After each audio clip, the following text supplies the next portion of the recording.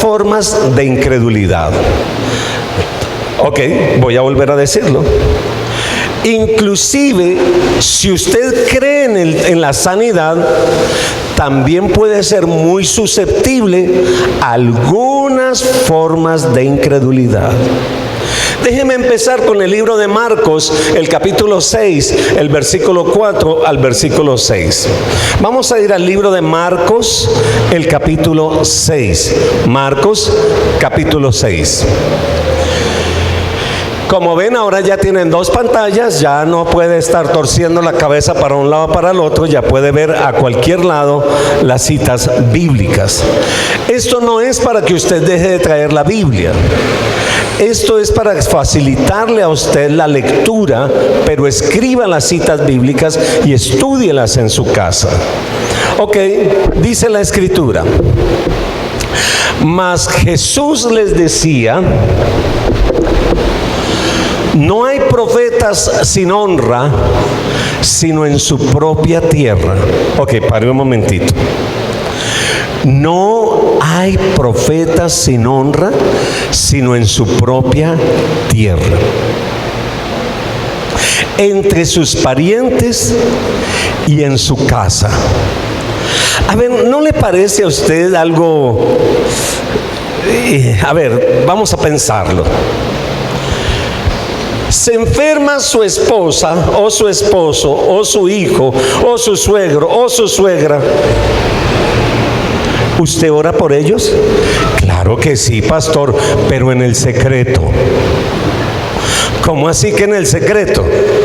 O sea, usted no lo llama y le dice: ven acá, ¿te duele esto? Vamos a orar. Présteme el aceitico si el Señor quiere, y voy a ungirte con aceite. Y vamos a tomar la cena del Señor y vamos a recibir sanidad. Pero si el vecino se enferma, usted fácilmente va y ora por el vecino. ¿Sí o no? Parece ser que hay algún toque de incredulidad que dice: lo que pasa es que si yo oro, me dice: ¿y qué va a orar por mí si esta mañana no se levantó de mal genio?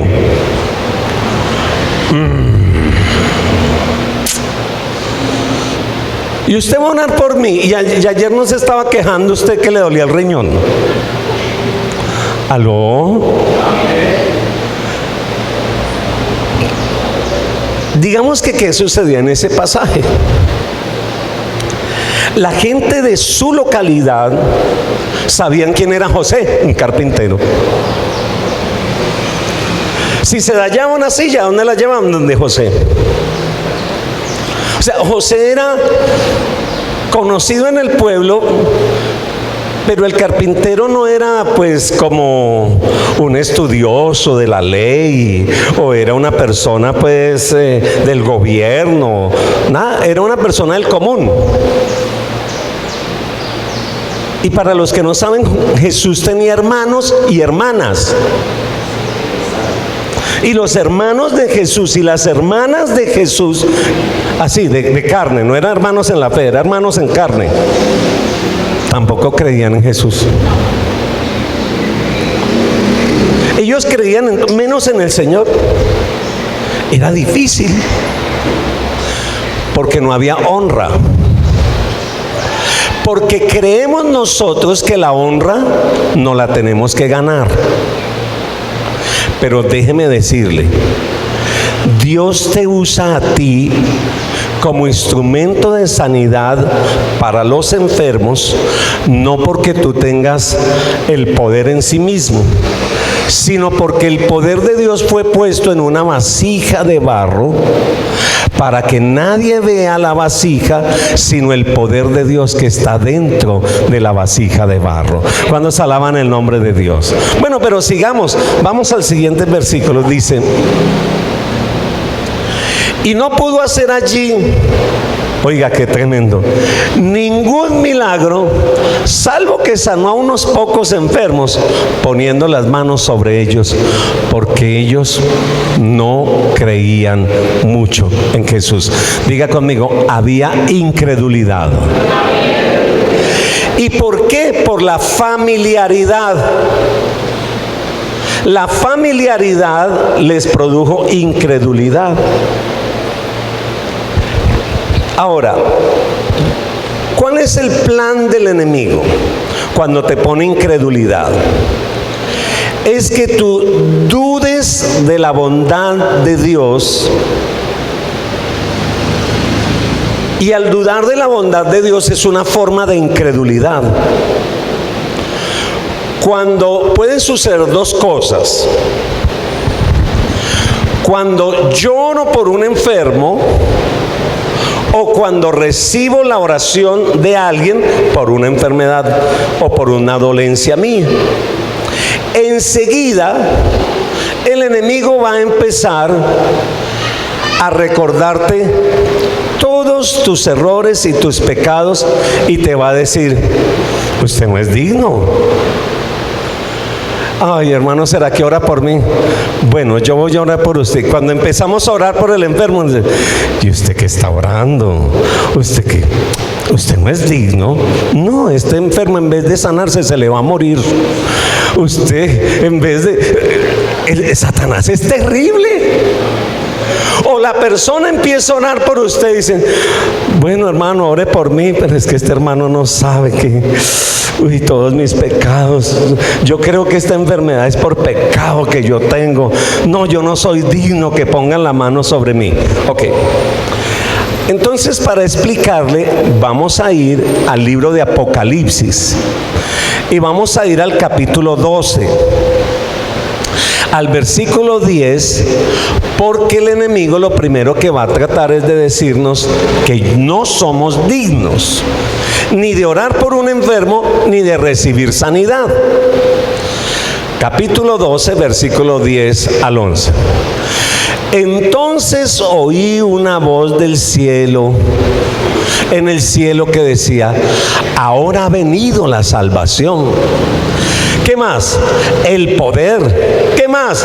Y el reino de nuestro Dios y la autoridad de su Cristo, porque ha sido lanzado fuera el acusador de nuestros hermanos, el que los acusaba de día y de noche. Ok, ¿Satanás es el qué? El acusador de nuestros hermanos. Ahora, déjeme hacer una parodia aquí o algo así. ¿Usted cree que si Satanás va y dice: mire Dios, ¿usted se ha visto a William Muñoz? No, si viera lo que hizo ayer. No, viera lo que hizo antier. ¿Y cómo se levantó esta mañana? ¿Usted cree que eso afecta lo que Dios piensa de mí? Entonces el pasaje no se aplica así. No es que él vaya a contar las cosas mías donde el Padre. No, porque al Padre no le afecta eso. ¿Sabe qué hace Él? Cuando usted está orando, cuando está cantando, cuando le va a leer la palabra, cuando va a sacar el tiempo del devocional, Él viene y te acusa, pero a ti mismo. ¿Aló? Te acusa a ti mismo. Versículo 11. Y ellos le han vencido por medio de la sangre del Cordero y de la palabra del testimonio de ellos, y menospreciaron sus vidas hasta la muerte.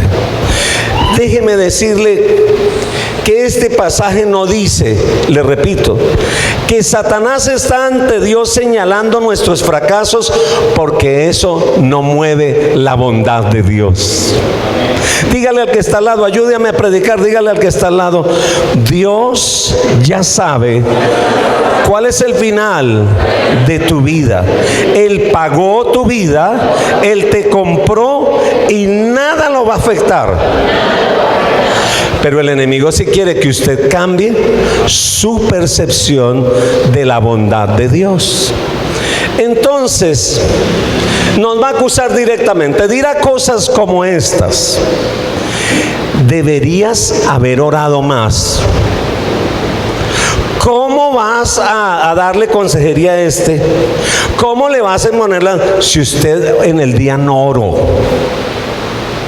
A ver, ¿a cuántos de ustedes alguna vez el enemigo le dijo, usted debería de haber orado más? Uy, solo a Nancy. No, a David también. Ya, como, oiga, entonces sí. Tremendo, ¿verdad? Y viene y nos dice, usted podría haber hecho más. Usted no lo hizo. Es que tú no te preocupas realmente por la gente. ¿Sabe qué es lo que pasa? Que tú crees que eres perfecto y tú no eres perfecto. ¿Cómo vas a ir a orar por esa persona, a decirle, levántese, fortalézcase, mire aquí que el Redentor vive, cuando usted, esta mañana lo que dijo? ¿Aló? El acusador de nuestros hermanos es Satanás.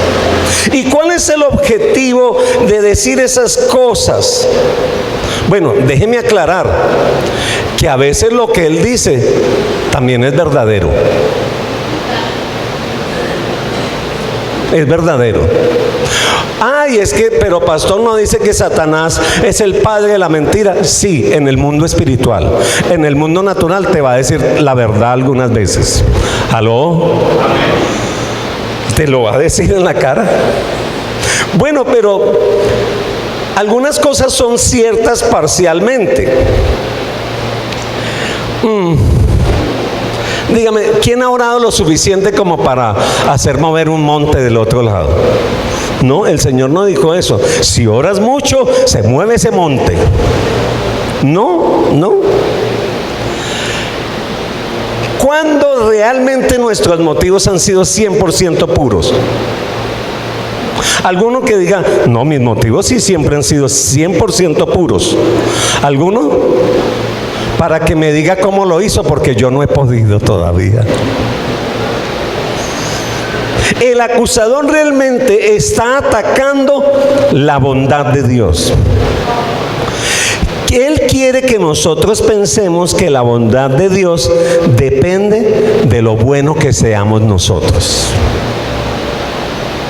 Dígale a la persona que está al lado, Dios va a ser bueno contigo dependiendo de tan bueno que tú seas. ¿Eso es verdad o es mentira? ¿Eso es mentira? Porque si no, todos los que estamos aquí ya estaríamos eliminados. A él no le importa. A Satanás, ¿no? Si creemos en la sanidad o no creemos. Lo que a él le importa es que nosotros tengamos un concepto erróneo de la bondad de Dios. Mire, la verdad es que cada vez que le pedimos a Dios algo, estamos pidiendo algo que no merecemos. Y estamos pidiendo algo o un favor que no podemos devolver. Dios sana, no por nuestra bondad, no por cuánto oremos, no por cuánto diezmo hayamos dado, ni cuánta ofrenda hayamos dado, ni cuántos devocionales hayamos estado. No, Él lo hace porque es su voluntad. Alabado el nombre del Señor, y porque Él no cambia. Alabado el nombre del Señor para siempre. Déjeme ir al libro de los Hechos, el capítulo 3. Versículo 11. Hechos capítulo 3, el verso 11. Y teniendo asidos o tomados a Pedro y a Juan, el cojo que había sido sanado, todo el pueblo atónito concurrió a ellos al pórtico que se llamaba Salomón. Para un momento. Hay un cojo que todo el pueblo conoce. Toda la vida ha estado ese cojo pidiendo una limosna. Toda la vida. Le conoce el alcalde, le conoce el vendedor de tintos, le conoce bueno, todos lo conocen.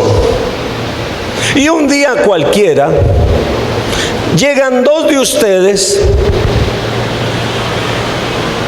y creen en el poder de Dios, y el Señor se manifiesta y se levanta el cojo que de toda la vida estaba tirado allí pidiendo limosna. Imagínense que el de los tintos, el del chance, todos corren a ustedes y dicen: ay, venga, venga, por favor, y ustedes, por favor, tóquenme a mí, que yo también estoy enfermo. Pero si usted lo tiene claro, usted va a saber reaccionar a estas circunstancias. Versículo siguiente.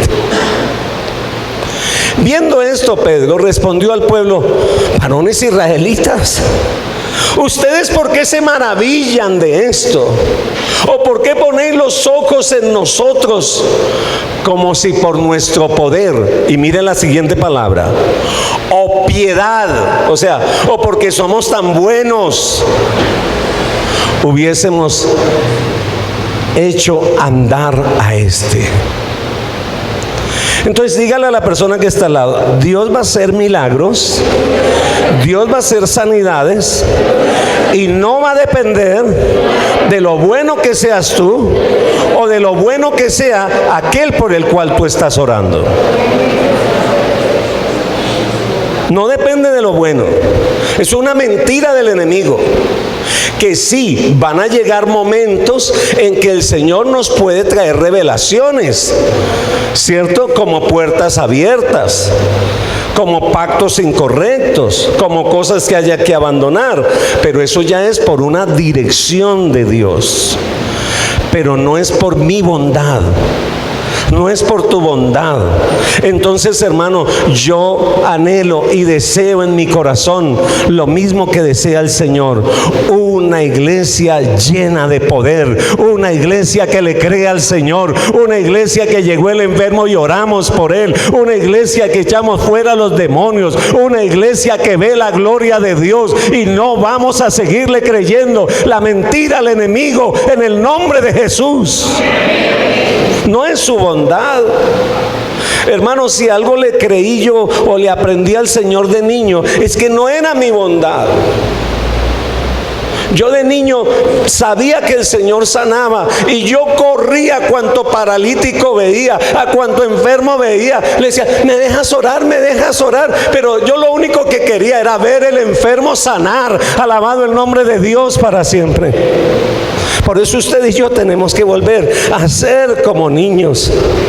No vencemos al acusador con nuestra bondad, porque nunca seremos suficientemente buenos aquí en la tierra. Nunca. Usted no puede estar pensando que es por su bondad. Vencemos al acusador poniendo nuestra confianza en la obra de Cristo en la cruz del Calvario. Por eso dice: por su sangre, alabado el nombre de Dios, por la sangre del Señor. Así que, hermanos, gracias, hermano. Podemos pedirle a Dios cualquier cosa, porque somos hijos de Dios, porque somos comprados con precio de sangre, porque somos amados por Él, inclusive desde antes de la fundación del mundo. Dice la Biblia: yo te amé aún estando muerto en delitos y pecados. Alabado el nombre de Dios. No dice: si quieres ser salvo, si quieres venir a mí, deje los delitos y pecados. No, dice: venga con todo, que aquí el Señor te ayuda, te limpia, te libera, te restaura.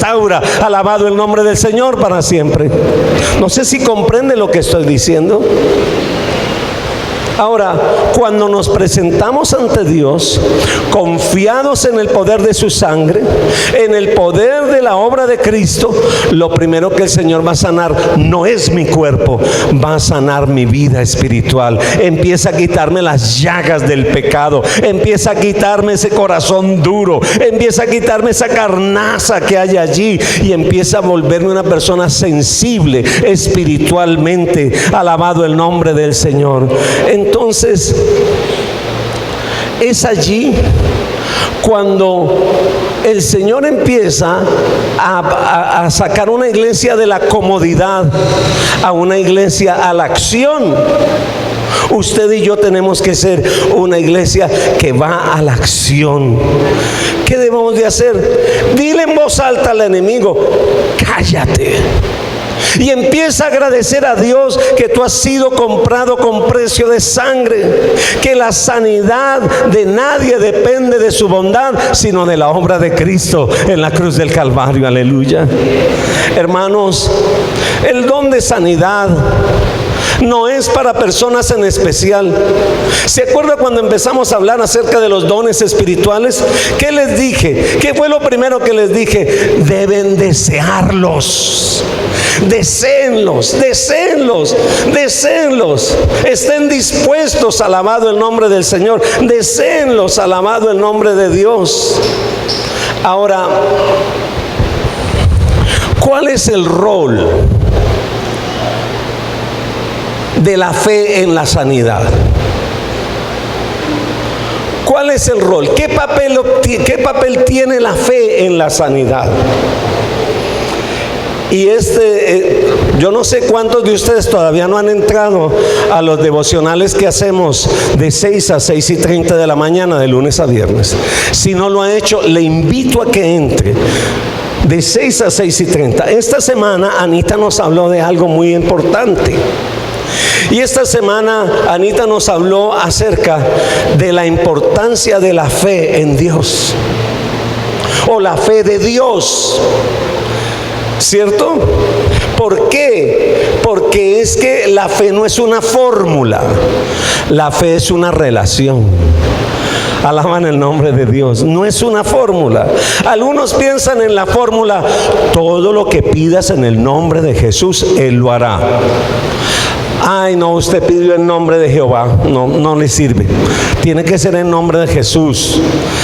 Sería que yo solo pedí en nombre de Dios. No. Tiene que ser en nombre de Jesús. A ver, eso no es una fórmula. ¿Sabe? Necesitamos entender que la fe en sí es la obediencia, es creer al Señor que Él se va a manifestar, y no es necesariamente siempre de la misma manera. Ningún milagro de Jesús fue idéntico. Todos fueron diferentes y todos tuvieron un plan y un propósito. Alabado el nombre del Señor. Entonces la fe se trata de una relación con alguien cuyo carácter nosotros conocemos. Yo tengo fe en Él porque lo conozco, y Él quiere sanarnos, Él quiere libertarnos, Él quiere restaurarnos. Alabado el nombre del Señor. Así que no es una fórmula, es una dirección. Dígale al que está al lado: la fe para sanar o para orar por un enfermo no es una fórmula, es una relación con Dios que va a traer dirección. Alaban el nombre del Señor.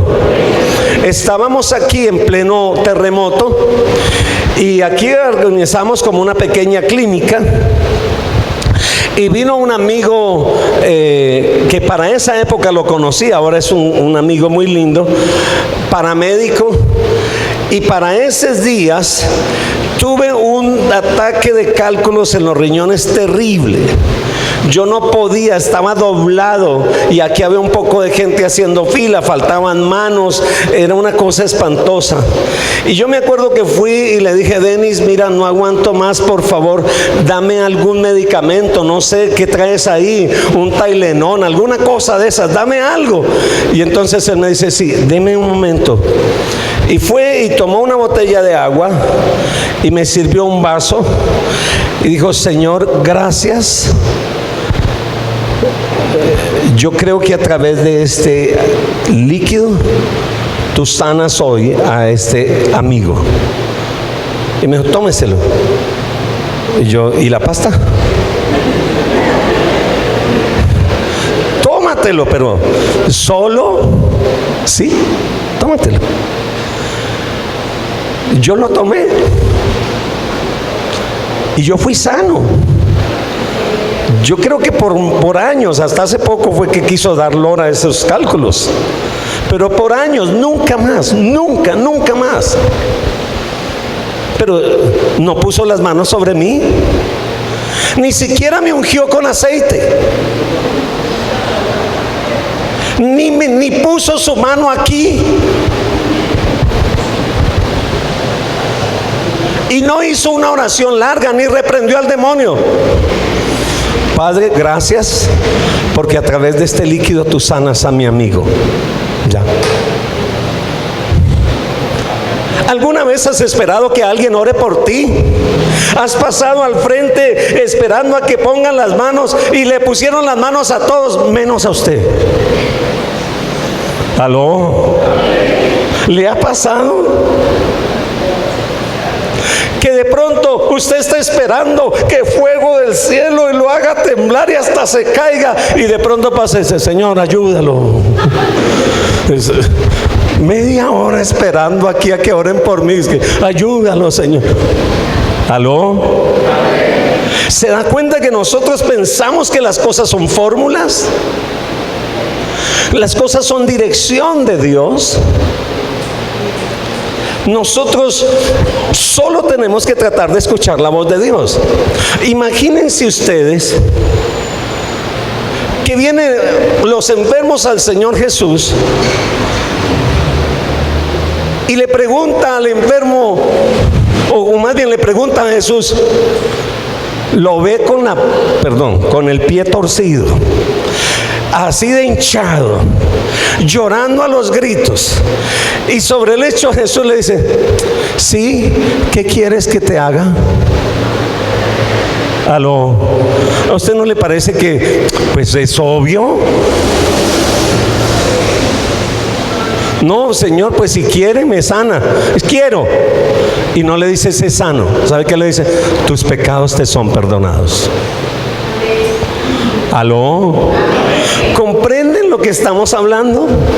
Dios quiere moverse con poder en tu vida, pero no puedes hacer fórmulas. La fe no es una fórmula, la fe no es en una forma de hacer las cosas. La fe está en escuchar a Dios para dirección en ese momento. Alabado el nombre del Señor. Puedo estar orando, llegué a orar por un enfermo y voy a orar por esa persona, y en medio de la conversación el Espíritu Santo me dice: espera, no ores todavía, porque esa persona tiene una raíz de amargura.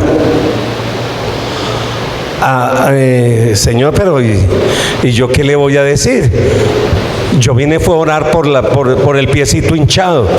No, tiene una raíz de amargura. ¿Aló? Entonces usted tiene que tener esos oíditos atentos, ese corazón sensible y dispuesto, porque todas las cosas tienen su plan en el Señor. Y ustedes son una iglesia llena del poder de Dios, y deben dejar el temor, deben dejar el susto y conectarse, porque ustedes ya aprendieron a escuchar la voz de Dios. ¿Amén o no amén? Ahora, yo creo en la palabra de Dios, yo le predico a usted la palabra de Dios, pero algunas personas han pensado que la sanidad o el milagro se trata de reclamar un versículo. ¿Aló? Dígale a la persona que está al lado: esto no es de reclamar un versículo, porque es como una receta. Sería una receta, ¿cierto? Como reclamar un versículo. Algunas personas inclusive se enojan con Dios porque reclamaron un versículo y oraron y hasta zapatearon y no pasó nada. Por favor, lo digo con mucho respeto, ¿verdad? Pero Dios no le respondió de la misma manera, respondiendo. Por ejemplo, pueden reclamar este versículo, San Juan capítulo 15, versículo 7. No le estoy quitando el poder a ese texto, ¿de acuerdo? Le quiero es enseñar que los versículos no se reclaman, se viven. Bueno, ya me adelanté. Dígale a la persona que está al lado: los versículos no se reclaman, los versículos se viven. ¿Ok? Mira el pasaje: si permaneces en mí y mis palabras permanecen en ustedes, pidan lo que quieran y se les va a conceder. Entonces nos encanta la mitad del pasaje. ¿Cuál es la mitad del pasaje? Pidan lo que quieran y les será concedido. Alabado el nombre del Señor. Pero ignoran una condición importante antes de esa promesa. ¿Cuál es? Si permaneces en mí y mis palabras permanecen en ti. ¿Sabes cuáles son esas palabras? No es la palabra logos, es la palabra rema. Por eso no se trata de reclamar un versículo, se trata de conocer el rema de Dios para esas circunstancias. Entonces, ejemplo, ¿cuál sería el rema para esa señora por la cual yo fui a orar y el Señor me da un rema y me dice, para un momento, porque ella tiene una raíz de amargura? Primero quiero sanarla del corazón para poderla sanarla de su cuerpo. ¿Cuántos alaban el nombre de Dios? Entonces tenemos que saber más bien la palabra rema, y sea la palabra rema en la que yo vivo. Ahí está la logos. Inclusive la puedes abrir en tu casa y déjela abierta así, tan linda. Diga conmigo, tan linda la palabra abierta. ¿En qué salmo lo quiere dejar? En el 23, en el salmo, depende, ¿no? Si necesita platica, pues lo abre en el salmo de la platica. Si necesita sanidad, en el salmo de la sanidad. No, y eso va a funcionar. Pues no, porque en sí no tiene poder. El poder de la palabra está en el rema, en esa palabra revelada de Dios para tu vida. Ahora, empezamos en el logos, claro que sí, pero necesitamos que ese logos se convierta en rema. Cuando se alaban el nombre del Señor. Entonces, es esa palabra especial para ti. Si oras esas palabras especiales para ti, es la voluntad de Dios. Y seguro que vas a obtener respuesta a tu oración. ¿Por qué? Porque seguiste esa palabra rema. ¿Cuántos pueden alabar el nombre del Señor? Démosle un aplauso al Señor fuerte, por favor.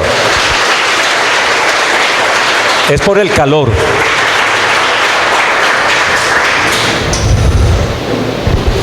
Ahora, en esto caemos también los predicadores, los pastores. ¿Y es en qué? En que creer que la fe es hablar palabras positivas. ¿Usted sabía que los predicadores están desapareciendo? Ya casi no hay predicadores en los púlpitos. ¿Sabe qué hay en los púlpitos? Motivadores. Y aún se vuelven coach. Motivadores. Ahora que estuve allí, me ofrecieron un curso para coaching, para ser un buen motivador. Y ya no ser un consejero, ahora ser un terapeuta. ¿Aló? Con todo el respeto de los terapeutas, ¿cierto? Aquí tengo una psicóloga, pero no estoy hablando de ti, tú eres una mujer de Dios preciosa. Ok. Si ejecutar la fe se tratara de simplemente de hablar palabras positivas, ¿cómo cumpliríamos el mandato de llevar las cargas los unos a los otros? Voy a repetirlo. Si la fe se tratara simplemente de hablar palabras positivas, ¿cómo podremos cumplir el mandamiento de llevar las cargas los unos a los otros? No, eso no es nada. Tienes que pensar positivo. No me pasó.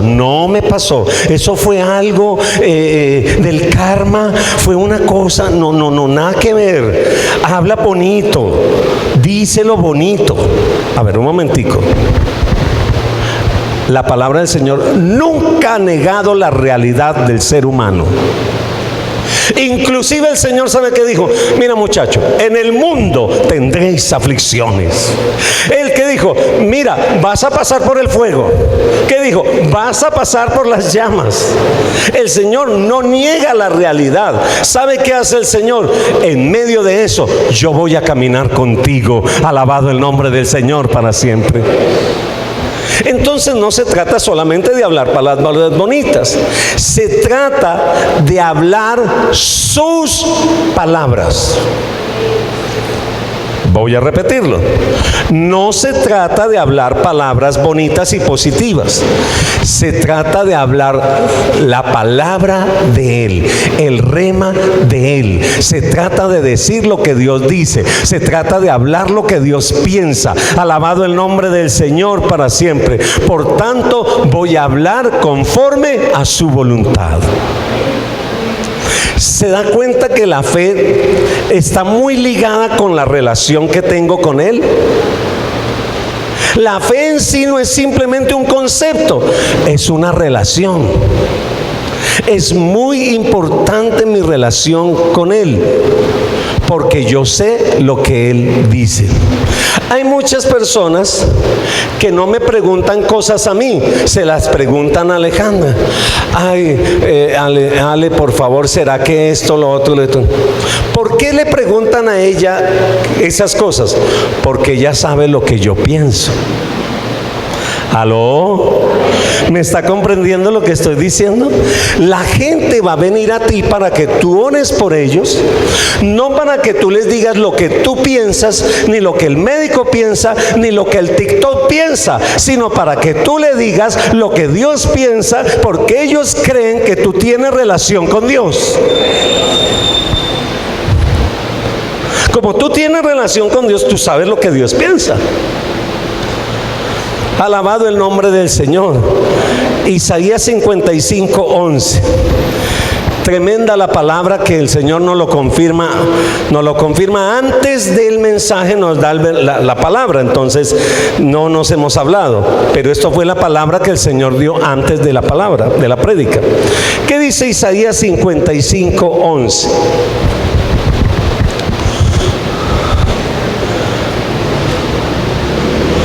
Ya. Así será también la palabra que sale de mi boca. No volverá a mí vacía, sino hará, diga conmigo, hará lo que yo deseo y cumplirá mis propósitos. Alabado el nombre del Señor. Qué tremenda esa palabra. ¿Qué es más importante para mí? ¿Lo que yo pienso?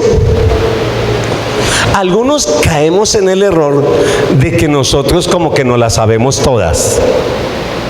Entonces usted tiene el remedio para este, tiene el remedio para la otro, el agüita para tal, el ungüento para tal. Es más, carga la farmacia en el bolso. ¿Aló? La carga en el bolso. Alejandra es así medio regularcita.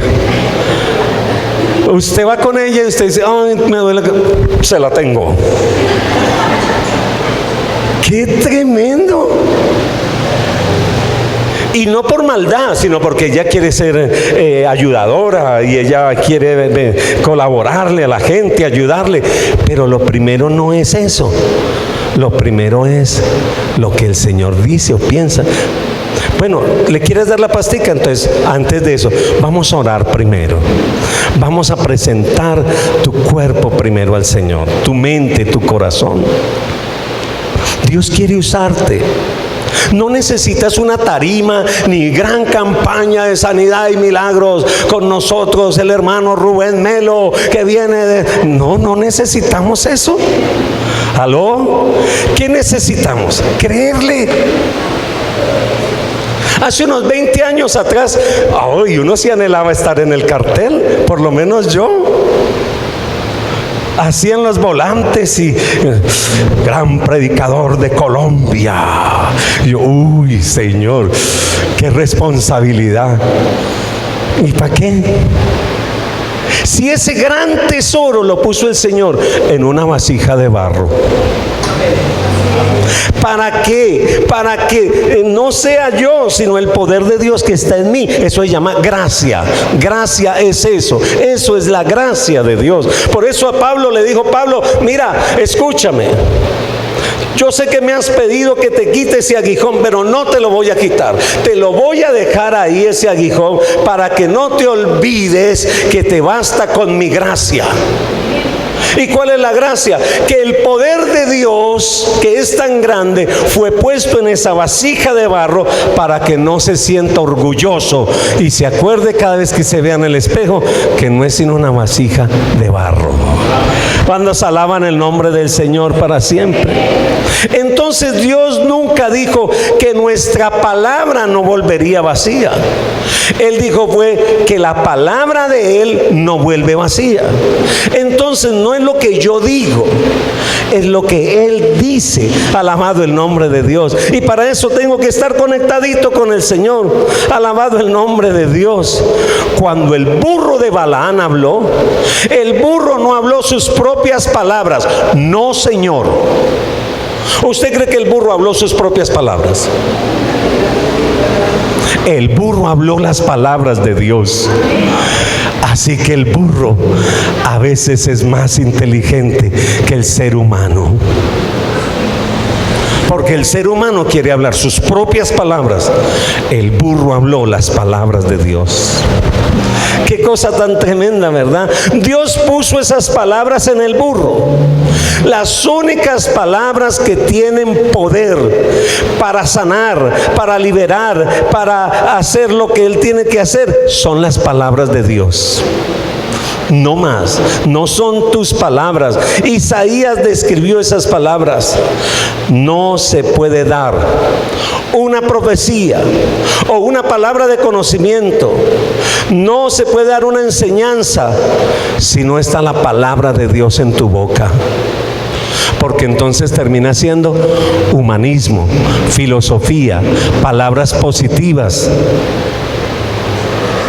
Por eso Él también le dijo a Jeremías, mire, Jeremías capítulo 1, versículo 9.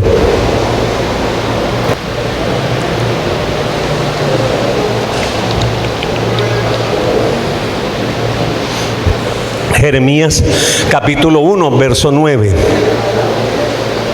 ¿Qué me dice? Ah, que ya está. Bueno, muy bien.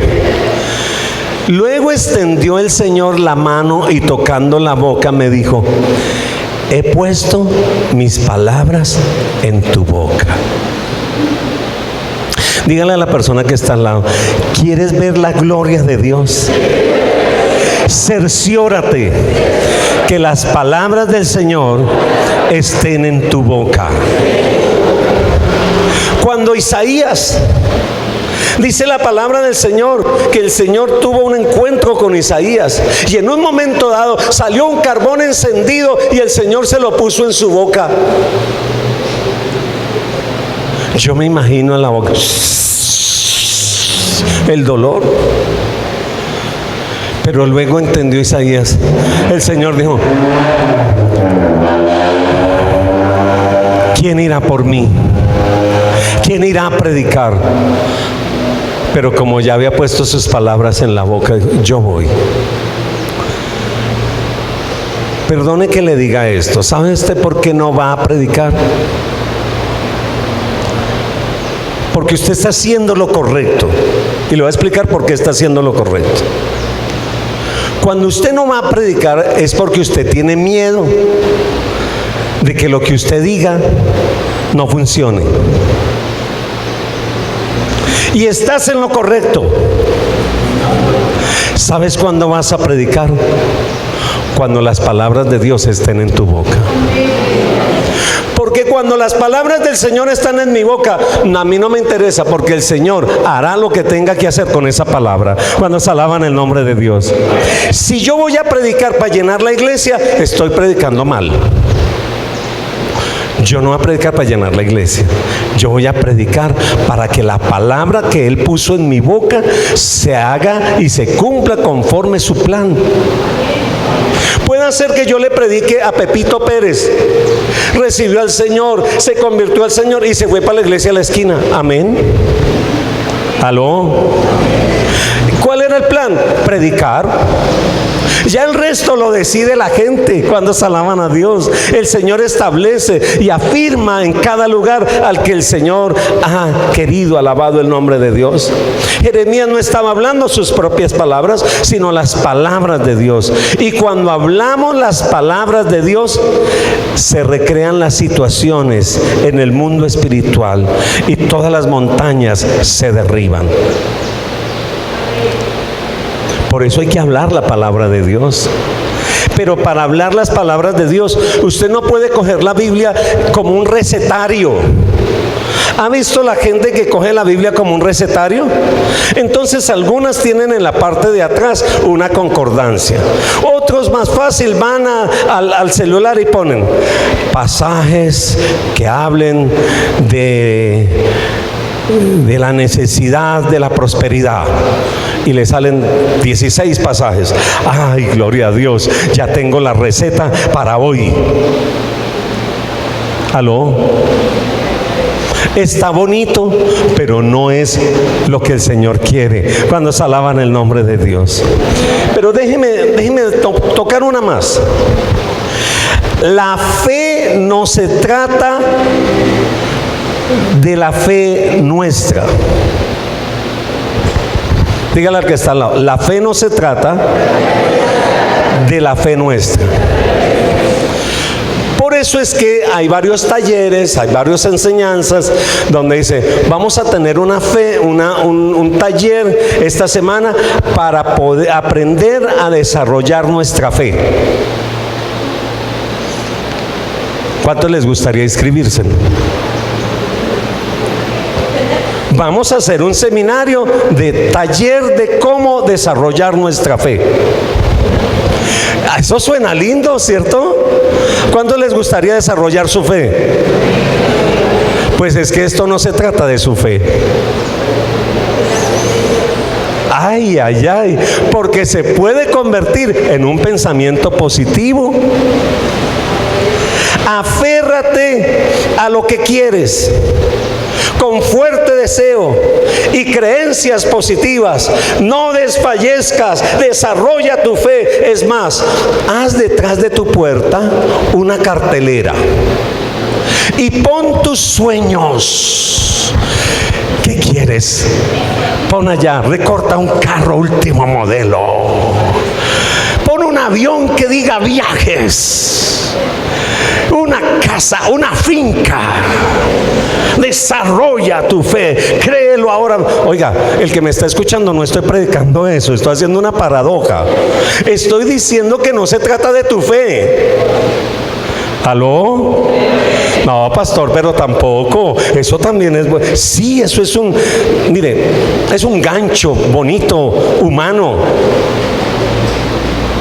Vea, se convierte en pensamiento positivo. Sin embargo, usted tiene que tener en cuenta es esto: el objeto de nuestra fe, ¿cuál es? Muy importante. Diga conmigo: tengo que tener en cuenta cuál es el objeto de mi fe. A ver, dígalo más duro. Tengo que tener en cuenta ¿cuál es el objeto de mi fe? Ok. Este año voy a ir a Estados Unidos. ¿Cuándo se alaban a Dios? ¡Aleluya! Levante la mano el que quiere ir también para que reciba. Ok, déjeme explicar. El objeto de la fe no son tus deseos. Por eso oramos: Padre nuestro que estás en los cielos. El objeto de mi fe es Él. Y el resto de cosas que están muy bien, y yo lo felicito si va a viajar y si va a comprar la casa y el carro y todo eso, está muy bien, pero eso que está allá son añadiduras.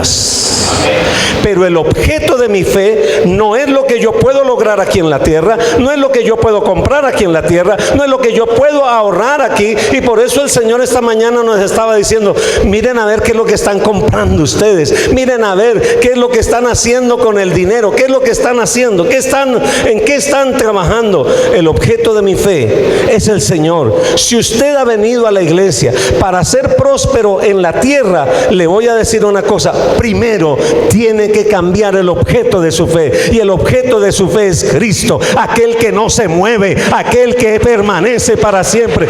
Ese es el objeto de mi fe.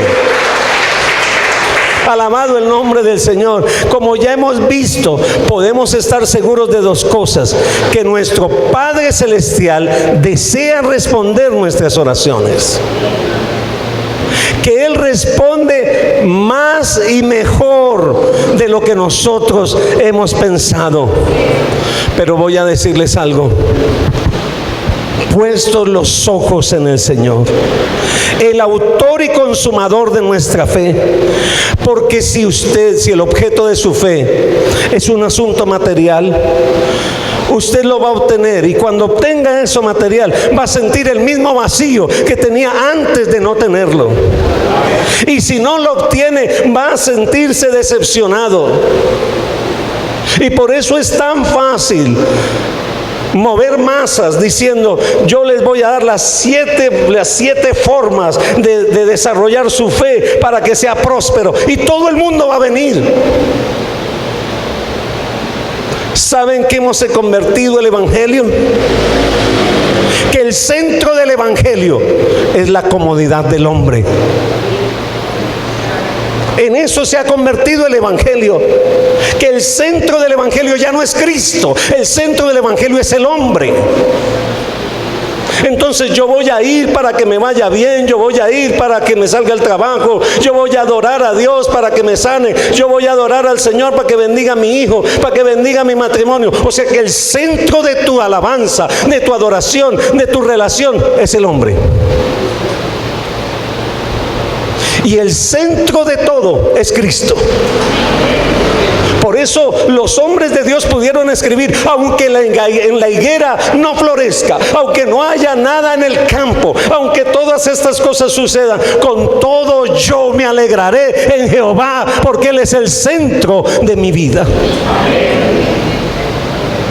Querido hermano que está aquí en esta hora, Dios quiere una iglesia llena de poder, pero que entienda que el poder es de Él, y que el centro de tu vida debe ser el Señor. En todas las áreas, el centro de tu vida debe ser el Señor. Así que yo le voy a invitar a que usted incline su rostro ahí donde está, y le diga al Señor: Señor, yo no voy a tener más temor, y te pido perdón porque tal vez he utilizado las palabras positivas, pensamientos positivos. Tal vez el centro de mi relación soy yo.